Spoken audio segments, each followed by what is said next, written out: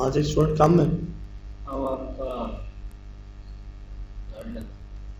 लाडला, सारे लाडले हैं मेरे।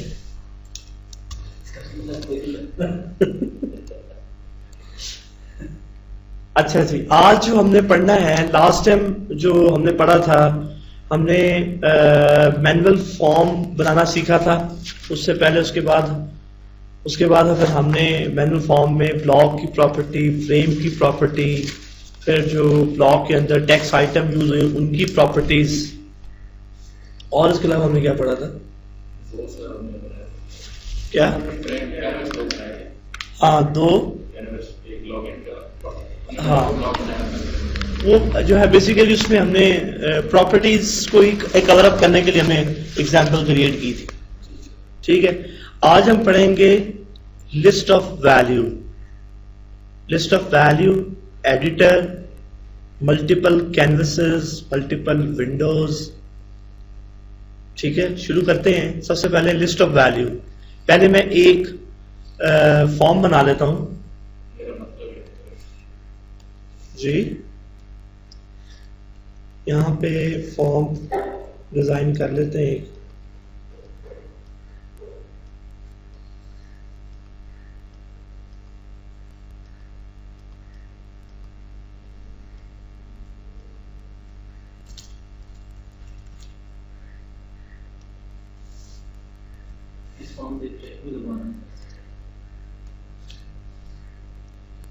कोडिंग शॉटिंग आगे जाके जब ट्रिगर आएंगे ना, सर वो मतलब टेक्स्ट इसके फील्ड से लगाना क्या? सर अभी फॉर्म। अच्छा, इसके अंदर हम पढ़ेंगे LOV एडिटर। ठीक है, दो चीजें पढ़ेंगे इसमें, दो चीजें कवर अप करेंगे। एडिटर से पहले क्या था? बताते हैं।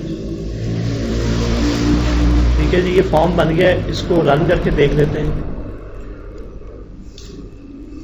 जब रन टाइम सामने आएगा तो बताऊंगा कि हमें क्या रिक्वायर्ड है और हमें क्या करना चाहिए।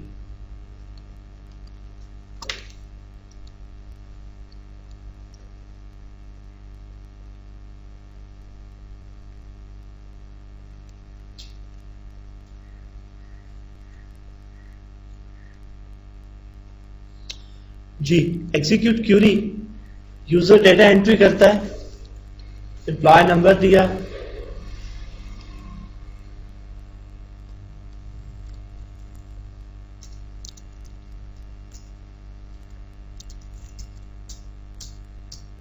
सैलरी दी, और यहां पे आगे यूजर क्या देता है? Department number.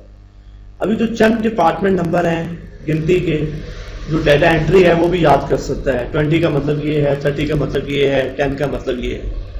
लेकिन जब डिपार्टमेंट बहुत सारे होंगे तो फिर हर डिपार्टमेंट का कोड याद रखना डिफिकल्ट है।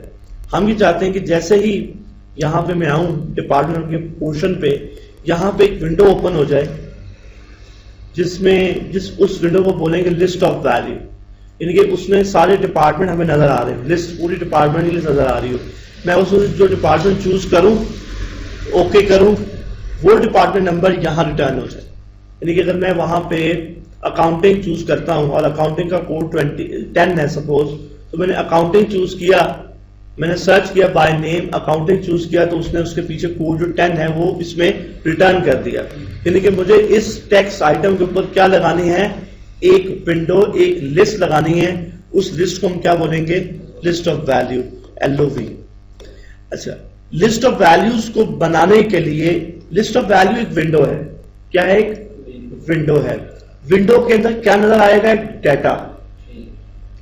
तो लिस्ट ऑफ वैल्यूज क्रिएट करने के लिए वो विंडो तो है डिस्प्ले के लिए, लेकिन एक्चुअल क्या है? डेटा। तो डेटा के लिए हमें फॉर्म बिल्डर में हमें एक रिकॉर्ड ग्रुप बनाना पड़ेगा। रिकॉर्ड ग्रुप क्या होता है कि जो रिकॉर्ड आपने दिखाने हैं उस विंडो के अंदर, लिस्ट ऑफ वैल्यू के अंदर, उनका एक ग्रुप बनाना है। वो रिकॉर्ड ग्रुप कैसे बनेगा? रिकॉर्ड कैसे जनरेट होंगे? लाजिम बात, कोई क्यूरी जनरेट होगी, कोई क्यूरी बनेगी, उस क्यूरी से रिकॉर्ड बनेंगे। जो उस क्यूरी से रिकॉर्ड बनेंगे उन रिकॉर्ड्स को हम क्या बोलेंगे, रिकॉर्ड ग्रुप। ठीक है, तो लिस्ट ऑफ वैल्यू बनाने के लिए हमें विंडो चाहिए और क्या चाहिए, रिकॉर्ड ग्रुप। रिकॉर्ड ग्रुप होगा, रिकॉर्ड ग्रुप में क्या बेसिकली क्यूरी कि जो डेटा दिखाना है विंडो के अंदर, यानी कि एलओवी बनाने से पहले रिकॉर्ड ग्रुप चाहिए, उसके बाद वो रिकॉर्ड ग्रुप असाइन करना है उस विंडो को, यानी कि लिस्ट ऑफ वैल्यू को। तो अगर आप ऑब्जेक्ट नेविगेटर में आए तो यहां पे दोनों ऑब्जेक्ट आपको अलग अलग नजर आएंगे, एलओवी और रिकॉर्ड ग्रुप।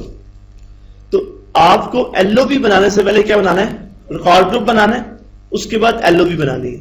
क्योंकि ये फॉर्म 10G है तो इसमें जो एलओवी है वो विजिट बेस है। विजिट एलओवी मैनुअल भी बनाई जा सकती है और विजिट के थ्रू भी बनाई जा सकती है। हम यहां चूज करते हैं टूल एलओवी विजिट।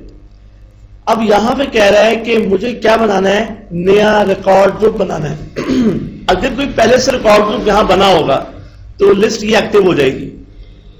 अभी कोई भी रिकॉर्ड ग्रुप यहां नहीं बना हुआ तो मुझे new record group based on query. अब जो रिकॉर्ड ग्रुप है वो यहां पे क्यूरी हम टाइप करेंगे उस रिकॉर्ड ग्रुप के लिए, जो क्यूरी जिससे वो रिकॉर्ड जनरेट होंगे। कोई स्क्रिप्ट आपके पास बना पड़ा हुआ है .SQL, वो यहां पे लोड करा लें।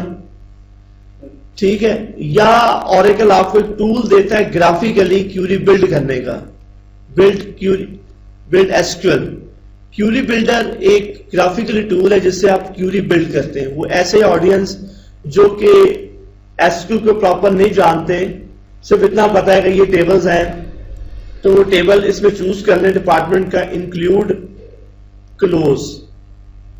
मुझे यही चाहिए ना, जो लिस्ट जो मुझे क्यूरी बनानी है वो किस बेस बनानी है, डिपार्टमेंट की बेस बनानी है। तो यहां पे मैं ले लेता हूं डिपार्टमेंट नेम, डिपार्टमेंट नंबर, या मैं यहां से अगर आप सारे कॉल लेना चाहते हो सारे भी आप ले लें, डिपार्टमेंट नंबर।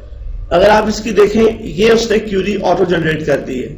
अगर आपको एसक्यूएल नहीं भी आती, थोड़ा सा इस टूल के बारे में पता है तो ये क्यूरी ऑटो ही जनरेट कर देता है, इसको बोलते क्यूरी बिल्डर।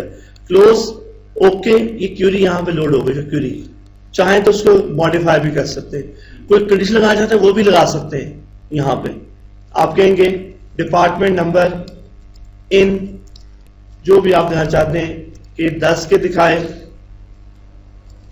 20 के दिखाए, ये कंडीशन टाइप हो गई। ओके करता हूं, या उससे पहले ये उसने कोड जनरेट कर दिया वेयर ऑटोमेटिक। इवन कि जब आप दो टेबल, एक टेबल यहां पे और लेंगे वो टेबल का ज्वाइनिंग भी लगा देगा। ठीक है, लेकिन वो उसी से पॉसिबल होगा अगर बैकएंड पे प्राइमरी एंड फॉर्म की लगी होगी। अच्छा, मैं कंडीशन ये खत्म कर देता हूं। ओके, मुझे तमाम डिपार्टमेंट देखनी है। अगर कोई मसला है तो यहां से सेंटर्स को चेक भी कर सकते हैं। ओके, ठीक है, नेक्स्ट। अब देखिए रिकॉर्ड ग्रुप बन गया। उस रिकॉर्ड ग्रुप के ये क्या हो गए, कॉलम्स। अब इनको बनाना है एलओवी के कॉलम्स, जो एलओवी में दिखाने हैं, जो विंडो में दिखाने हैं। यानी कि पहला स्टेप उसने विंडो में क्या किया, रिकॉर्ड ग्रुप उसने बनाया है। उसके बाद क्या बनाएगा, एलओवी। तो एलओवी बनाने के लिए वो रिकॉर्ड ग्रुप के कॉलम को मैप करा रहा है। तो यहां से यानी कि यही रिकॉर्ड जो ग्रुप कॉलम है ये बन गया आपके एलओवी कॉलम्स। नेक्स्ट, उसके बाद जो एलओवी आपकी बन रही, देखना ये विंडो, उससे ग्राफिक से जाहिर आपको, यानी कि ये आपका रिकॉर्ड ग्रुप है, उसमें आप ये एलओवी जो लिस्ट बनी हुई इसमें ये आप रिकॉर्ड लेके आ रहे हैं, दो कॉलम। अच्छा, अब आगे क्या कर रहा है कि ये जो एलओवी बन रही है उसकी विड्थ और टाइटल कॉलम का जो ऊपर हेडिंग है वो आप चेंज कर सकते हैं। यहां पे अगर आप नाम दे दें डिपार्टमेंट,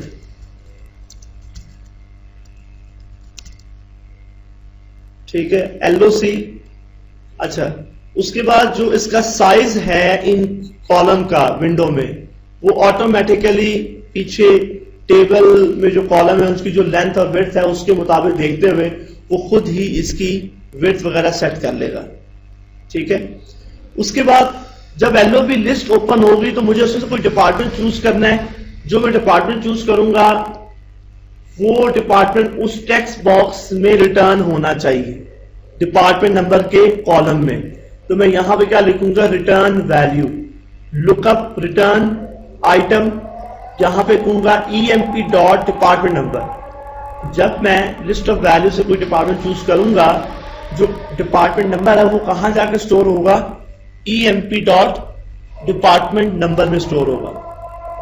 ठीक है, यानी कि जब मैं चूज करूंगा वहां से, तो डिपार्टमेंट नंबर कहां जाकर स्टोर होगा, emp ब्लॉक है, डॉट डेप्थ नंबर क्या है, उस ब्लॉक का कॉलम है। नेक्स्ट, तो स्टोर क्या मतलब? समझ नहीं आया। मीन्स के आपके नहीं, अगर नहीं लिखेंगे लिस्ट ऑफ वैल्यू तो ओपन हो जाएगी, लेकिन जो आप वहां से चूज करोगे, List of जो value? हाँ लिस्ट चूज करोगे, वो जो चूज करोगे वो किसके लिए चूज कर रहे हैं, जो टेक्स्ट बॉक्स में डालने के लिए। एम के लिए यूज कर रहा है, एम के ब्लॉक के लिए। देखिए ना, लिस्ट ऑफ वैल्यू, यानी कि यहाँ पे आपने, एक मिनट, आपने यहाँ पे कोड नंबर लिखना है, आपको नंबर नहीं पता, आप चाहते हैं विंडो ओपन हो जाए, लिस्ट ऑफ वैल्यू, वहां से मैं चूज करूं, जो मैं चूज करूं उसका डिपार्टमेंट नंबर यहाँ पे लिखा आ जाए। ठीक है, ठीक। तो इसलिए मैंने यहाँ कहा कि ब्लॉक emp है, कॉलम डेप्थ नंबर है, तो ये बन गया emp डॉट डेप्थ नंबर। तो ये ब्लॉक नेम है वो? हाँ, emp ब्लॉक नेम है और डेप्थ नंबर उसका कॉलम है। नेक्स्ट, टाइटल, डिपार्टमेंट्स, उसकी विड्थ और हाइट। विड्थ चले आप कर दें 30 और हाइट आप कर दें वो भी 200 कर दें।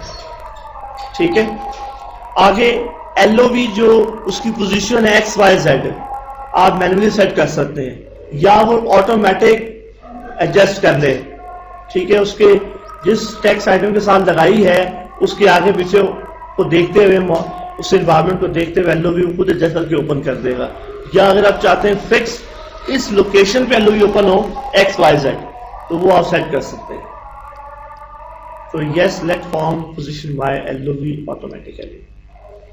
जब LOV इन्वोक हो तो डेटाबेस से, अब देखें ना, क्यूरी में कोई 20 रिकॉर्ड तो नहीं होंगे ना, रिकॉर्ड ज्यादा भी हो सकते हैं, लेकिन जब भी LOV होगी तो वो क्यूरी जो है, क्यूरीज में तो बने कितने रिकॉर्ड होंगे, रिकॉर्ड में कितने रिकॉर्ड होंगे, लेकिन LOV में एट टाइम कितने रिकॉर्ड दिखाएगा, 20, यानी कि 20 रिकॉर्ड ग्रुप से ले आएगा।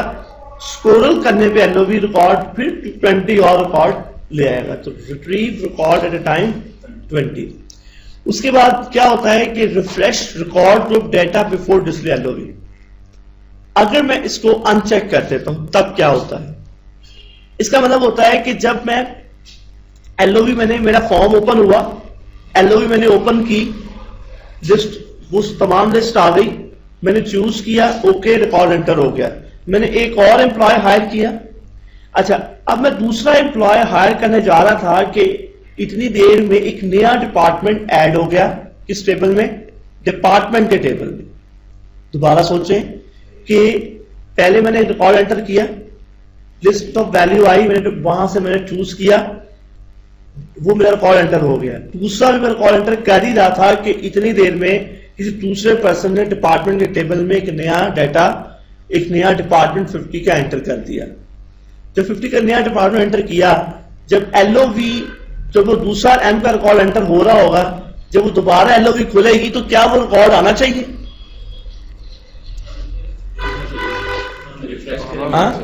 हाँ, आना चाहिए। अगर वो पीछे ऐसी पोजीशन बन सकती है ना, कि क्योंकि जो रिकॉर्ड ग्रुप में जो डाटा आ रहा है वो किसी क्यूरी के थ्रू आ रहा है, और क्यूरी कैसे बनी, टेबल के थ्रू, और टेबल में डाटा एंटर हो गया। अब मैं कहता हूं कि जब भी वो LOV ओपन हो, उसका रिकॉर्ड ग्रुप दोबारा एग्जीक्यूट हो, दोबारा एग्जीक्यूट क्यूरी हो, दोबारा रिकॉर्ड ग्रुप रिफ्रेश बने, नया रिकॉर्ड ग्रुप बनेगा, तो LOV नया रिकॉर्ड ग्रुप उठाएगी। अगर उसको अनचेक कर दूंगा तो क्या होगा, वो रिकॉर्ड ग्रुप, एक दफा जो फॉर्म लोड हुआ उसमें जो रिकॉर्ड ग्रुप बना, वो आ गया। उसके बाद वो रिकॉर्ड ग्रुप बार बार रिफ्रेश नहीं होगा, बेशक वहां पे आपने कई डिपार्टमेंट ऐड कर दिए हो। तो इसको मार्क करने से क्या होगा, जब भी वो ओपन होगा तो रिफ्रेश हो जाएगा। क्यूरी को दोबारा रिक्वेस्ट सर्वर पे भेजेगा हर बारी। ठीक है, ये प्रॉब्लम मैं छोड़ रहा हूं अभी। अच्छा, LOV पहला क्या होता है, रिकॉर्ड भी बनाना होता है, जो हमने फिर के थ्रू बनाया, फिर